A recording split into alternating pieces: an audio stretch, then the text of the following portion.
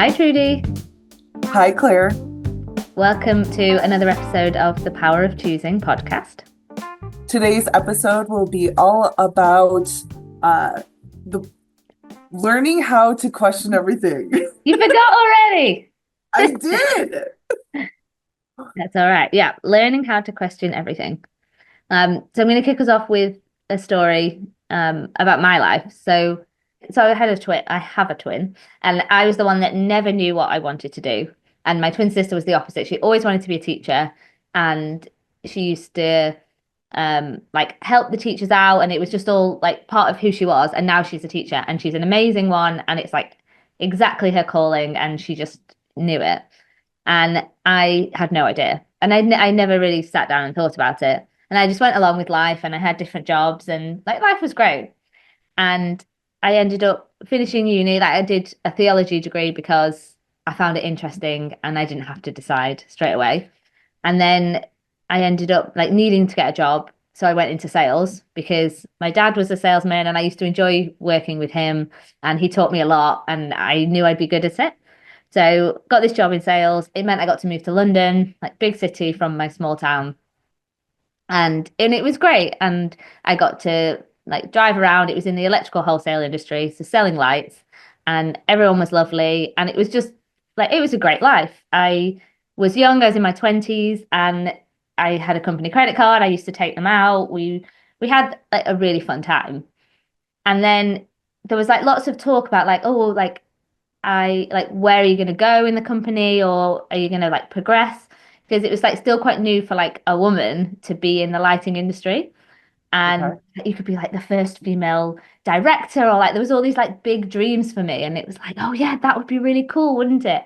And like I just felt myself like, oh yeah, this is the next step. Like I need to become a manager, then I can do this and this. And I just felt myself getting like pulled along. And it was probably the first time that I stopped and thought, wait a minute, is this actually what I want? And this was when I was 26, I think, was the first time I thought, what do I actually want to do with my life? And it was that like my dad, just like my boss, everyone was like, well, obviously you should just do the safe thing. You should stay in this industry where you've already worked for so long, you've got a really good reputation, you're good at the job, like it's safe, it makes sense. It does. But like my heart was saying something else.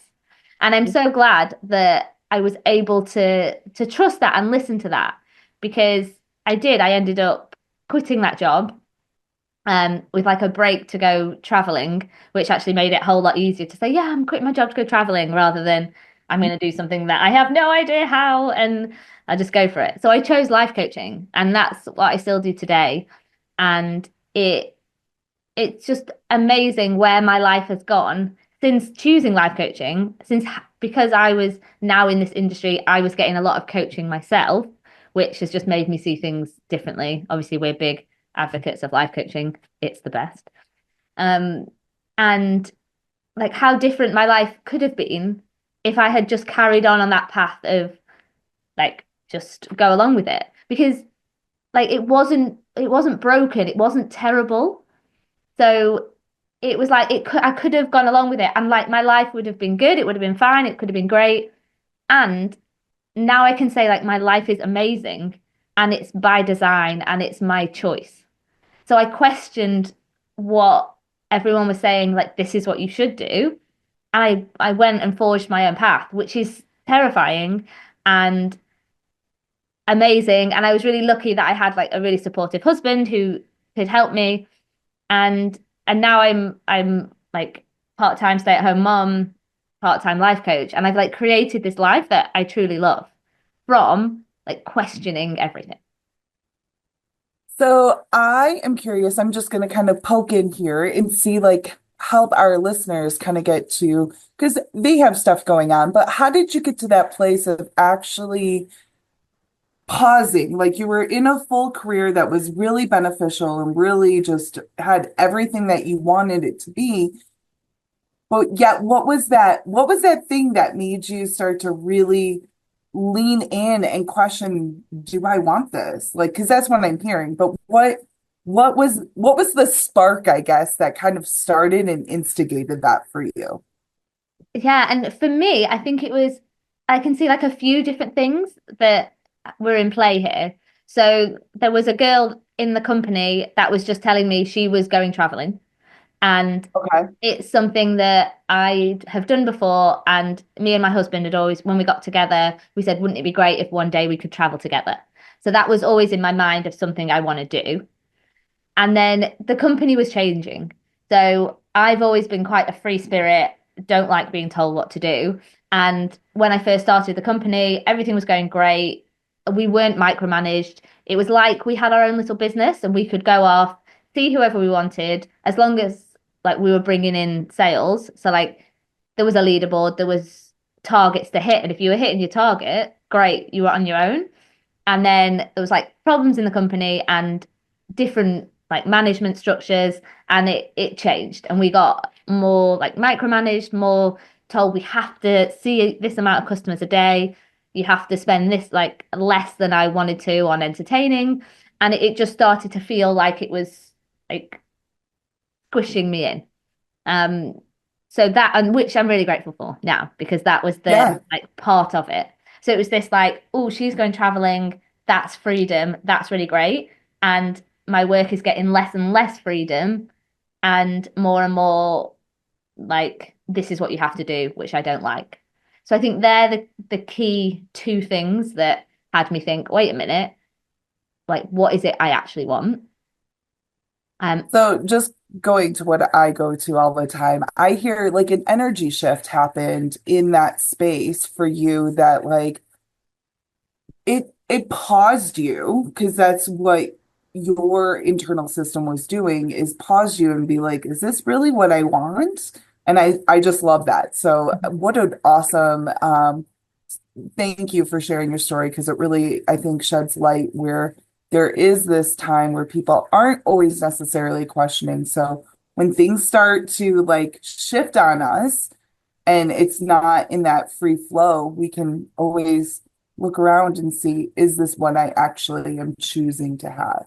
So thank you. I think that's great. yeah, and I mean, what came to mind is the metaphor of the frogs in water. Have you heard that? I Um, have not. I have not. okay, I really don't like it because like frogs die in the story, like trigger warning, frogs die. Um, but it's so if you put frogs in boiling water, they'll jump out because they're like, oh, this is uncomfortable, and they'll escape. But if you put frogs in cold water and you slowly turn the temperature up to boiling, they just get used to it gradually, and then they don't leave, and then they die. And I don't know who's done this experiment, and I hope people don't often do it. But it is a metaphor for life of like if you just got thrown into a job straight away and you hated it, you probably want to leave. But if it's just slowly like, oh, it's okay, and then you just end up stuck, like that's how you can like metaphorically die. And like your spirit or whatever is just not alive and happy. Um, Yeah. yeah. It is actually, it's a really great metaphor. It is sad about the frog, but yes, at the same time too, it's how do we start to like question everything? So I love where you went. I'm always going to take it a little bit different in the sense of I'm going to go more with the emotional side of things. And for me, this is just playing out in real time of it is things that happen to us that we have gotten, at least what I've observed, is gotten to this society where we don't question things, where we just kind of go on. Um, I know that you and I, as we were talking and coming up with this topic, was really in this space of I'm always amazed when I ask my clients what do you want? They actually like pause and it feels like this really big question to them. And it's just we've gotten out of the art of asking the question of like, what do I want? And I play with the space of always questioning everything. And sometimes it can get exhausting. Sometimes I just want to be in life and just going about. So I just think it's really important for people to take a look at every emotional aspect, like conversations they have and where it sits in the space of like questioning it rather than just being it. Hmm. Yeah, absolutely. And I think, yeah, what we were talking about was going with the majority. Yeah. And that's Yeah. what it's like. It feels so natural to be like, okay, everyone's doing that. That must be the way to go. And I see it so much in motherhood that you're you are pregnant and you're about to have this child and like you've got no idea what it's going to bring and you've got like no idea how you will care for this tiny baby. So you do turn to the internet and you turn to friends and family and there's things that's like you have to do this. They have to stay in your room until the first 6 months, and then you'll put them in their own room. You have to send them to nursery. Like there's lots of things like, oh, they start eating at 6 months, and all these things. I slowly realized they weren't right for my family, but that's because I learned to question. Okay, my son doesn't want to eat at 6 months. He's just not ready for food. It's okay. And then it got to 1 year old, and I didn't want to send him to nursery because that didn't work for me and my family. And I know all those things for other people would work differently. If you go with the majority and it works for you, then great, wonderful. Like you're not questioning isn't having a detrimental effect.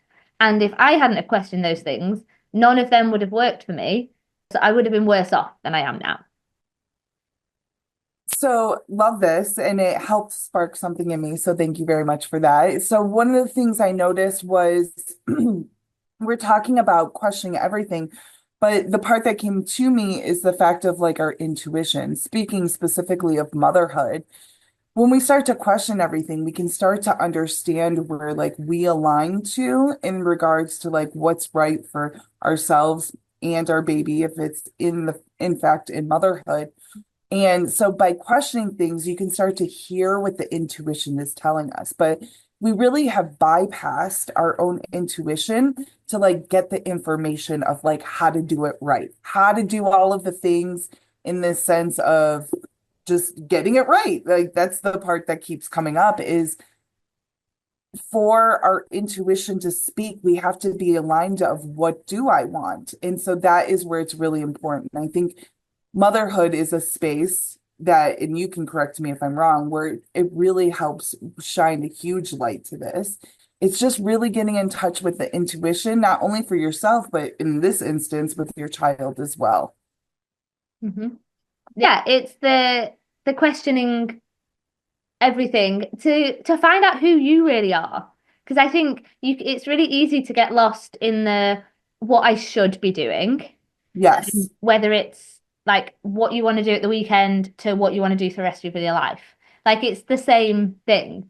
So if you just think this is what I should be doing, so like, oh, everyone my age is going out drinking.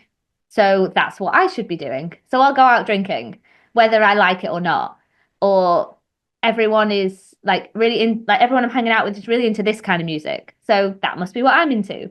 It's like small things, but if you just never question anything, that like the little things, then it's the big things you don't question either.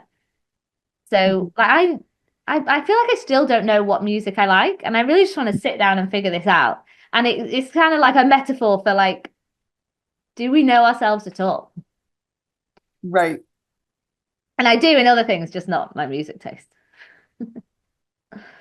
It's never come become a priority for you to necessarily have one thing be like the front runner. So yeah, no, I think it's great.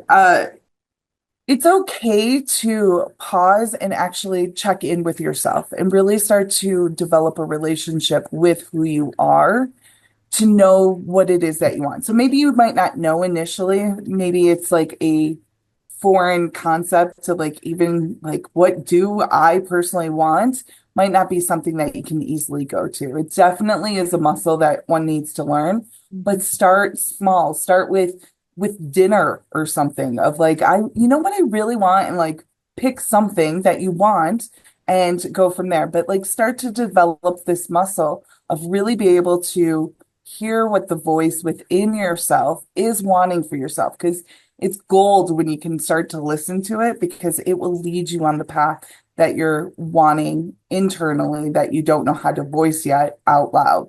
And so I just really want people to maybe not in some things, but like start small, start in the little bits to start to create their life and really start to know what it is that you want and start to hear that voice. I think I've said this before, but my go-to thing that I say to people is I don't know is a killer of finding it out. So Yes. I speak to my clients and I'll count how many they're saying, and they start to do it for themselves, which is great. Because if you say I don't know, your brain's really clever. It's like listening for information, so it will literally stop figuring it out.